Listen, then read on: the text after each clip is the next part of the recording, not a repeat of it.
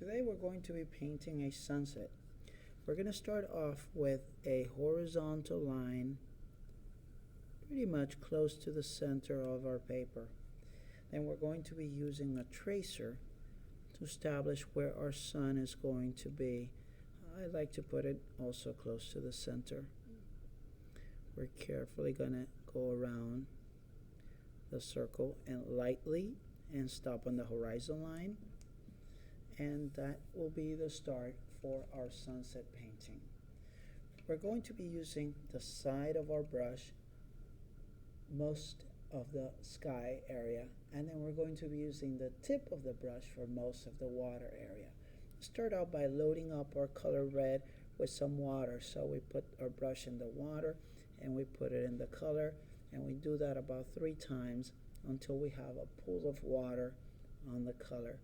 Now we're going to wiggle our brush there, and we have that red ready to go.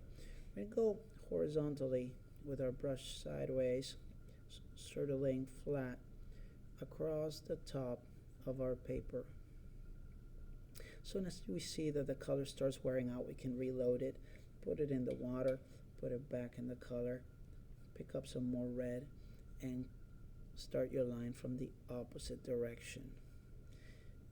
It's okay if you get darker or lighter shades of red, because this will make it look more realistic. We're going to go ahead and put our brush in the water again and reload it with more red.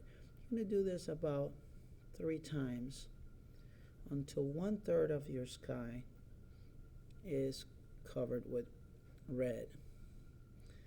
That's about 1/3 right there. Next, we're going to rinse our brush.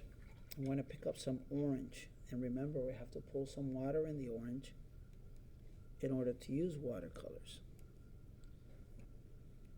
We have plenty of orange in there, and now we're ready to paint the orange again, holding your brush flat and using the side of the bristles.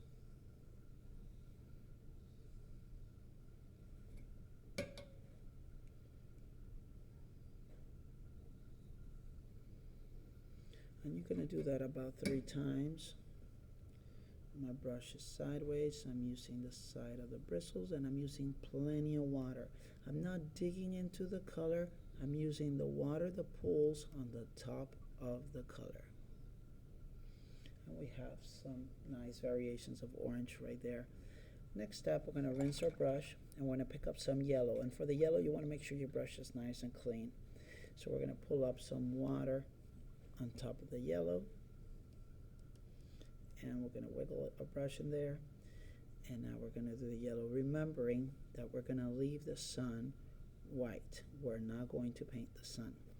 So that's about 1/3 of our sky. When you use colors that are together in the color wheel, we call those analogous colors.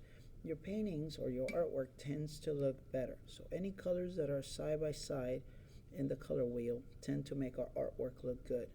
And if we use them in the same order they are in the color wheel, that even increases your chances of your art looking great.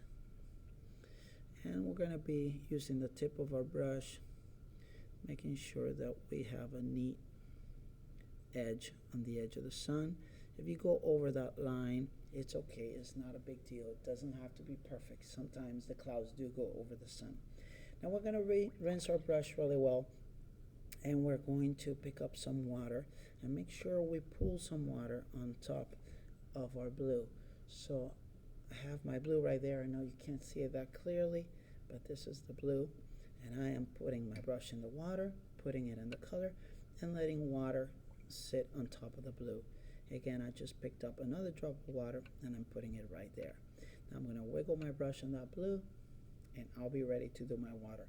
For the water, we are not using the side of the brush. We're using the tip of the brush. And we're going to lightly go from left to right with the tip of the brush, and then from right to left. The lines don't have to be perfectly straight, but they do have to be horizontal. It is also better if some of them are thicker and some of them are thinner. It will give you a more realistic ocean effect.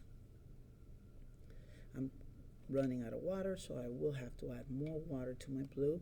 Remember, we don't dig the color out. We are using just the water that picks up the color as it sits there. That's the reason why it's called watercolors, because we use the water that pulls on top. So we will continue to add these lines left to right, right to left, until we start seeing a texture effect that looks almost like waves and water. And if you get a little bit on the table, that is okay. I'm going to reload my blue, and I will continue to do horizontal strokes. Now, one line you do want to be careful with is the one you do right at the pencil line, right at the pencil line, right by the sun. That one you want to go slowly and make sure it's nice and straight. And if your color pulls a little bit into your sky from the water, that is okay. I will continue to add a few more lines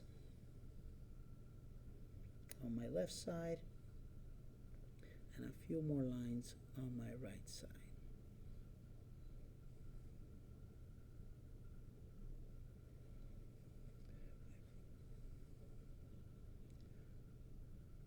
Next, I'm going to be picking up some black paint, so I'm going to rinse the brush and I'm going to pick up some black paint. This time I'm not going to load it up with water.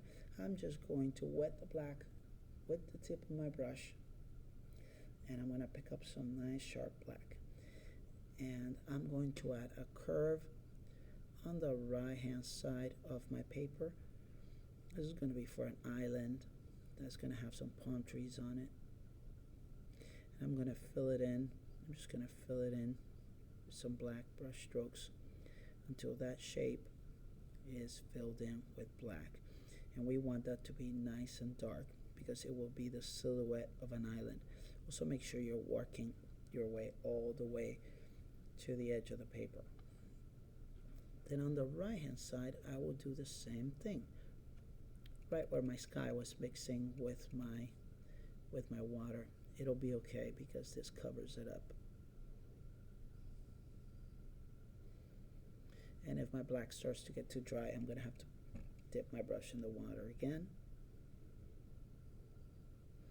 There we go. We have our two islands on the sides of our ocean. Now we are going to, with a very tip of our brush, we're going to do a couple of curved lines on our islands. Maybe one of them has 4 or 5, maybe the other one has 3. We just want to curve them and don't make them all the same size or all the same width. Then we go on very easily in a crisscross way at the tops of our palm trees. Notice I'm using the very tip of the brush. I'm crisscrossing, and all of a sudden they start to look like palm trees. Same thing of our left hand side, crisscross, crisscross. It's the same kind of pattern that we use when we do snowflakes, but in this case it looks like a palm tree. And there we have our palm trees on our islands. One last step we want to do is we want to add a little purple into our water because we want to create the illusion that there's a reflection from the sun. So I'm going to pick up a little bit of purple on my brush. And again, you want to use the tip of your brush this time. We're not using the side of the brush anymore. And right below the island, I'm going to do some horizontal lines just using the tip.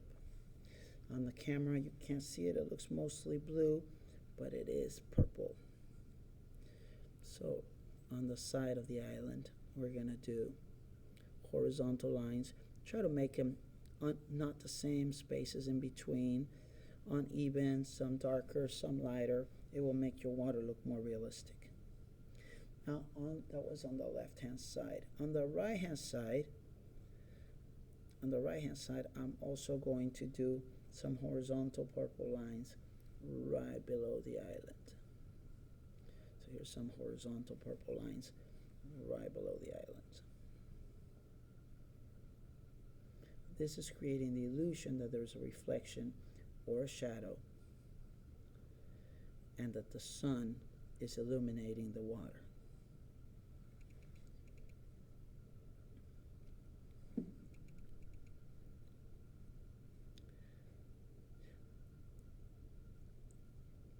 Now we don't want to add too many of those because then we might lose that reflection effect. The last thing you want to do is you want to add some purple lines at the very bottom of your paper using the tip of your brush, and kind of mix them in with the blue. If you feel like you need more blue ones, just go right back to the blue. So if it starts getting too purplish, just add a few more blue ones. And all of a sudden, you start seeing the reflection of the sun in the water. When our picture dries, you will be able to see our colors a little better.